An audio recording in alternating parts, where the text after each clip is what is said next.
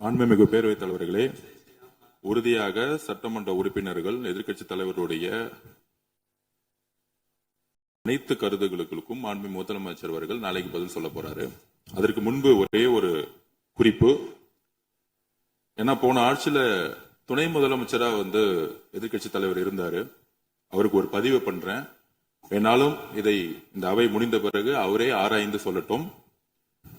As per the NCRP report for 2024, the number of the crimes against children reported in the state increased by the more than 40% in 2024, with 10,046 cases registered compared to 6,968 cases in 2023. அன்றைக்கு திராவிட முன்னேற்ற கழகத்துடைய முதலமைச்சராக இருந்த திரு மு க ஸ்டாலின் அவர்களுடைய ஆட்சியில், நீங்கள் deputy சிஎம்மாக இருந்த ஆட்சியில் 2023 இருந்து 2024 ஒரு வருடத்தில் 40% போஸ்கோ ஆக்ட், அதாவது குழந்தைகளுக்கு பாதிப்பு ஏற்பட்டது. யாரோட அறிக்கைன்னா என்சிஆர்பி. இதற்கு முக்கிய காரணம் ட்ரக்ஸ். 6 வருடங்களுக்கு முன்பு ட்ரக்ஸ் தமிழ்நாட்டில் கிடையாது, இது எல்லோருக்கும் தெரியும்.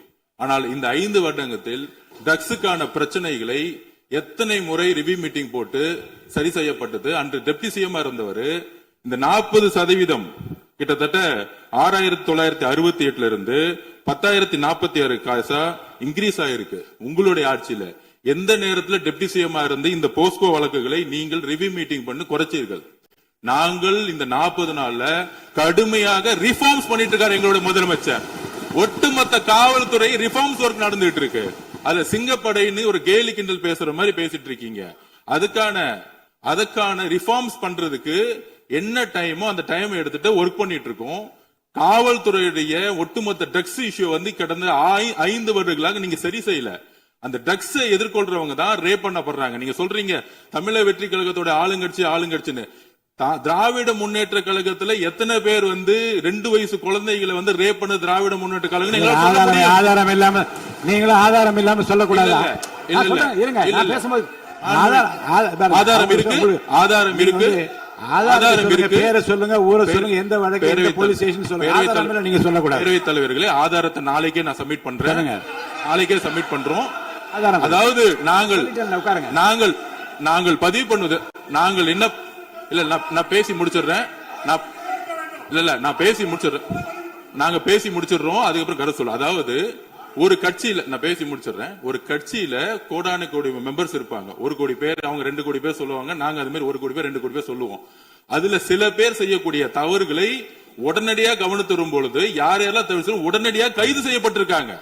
இது திமுக அதிமுக மித்த கட்சி பிரச்சனைகள் கிடையாது.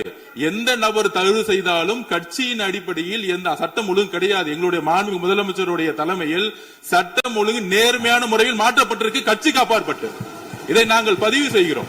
அதனால மாண்புமிகு துணை முதலமைச்சர் அவர்கள் எந்த அளவுக்கு போஸ்கோ கேஸும் ட்ரக்ஸோட இஷ்யூஸும் 2021-26 அதிகமாகிறத உங்களுடைய ஆய்வை நீங்கள் மேற்கொள்ளுங்கள், எழுதி வைத்துக் கொள்ளுங்கள்.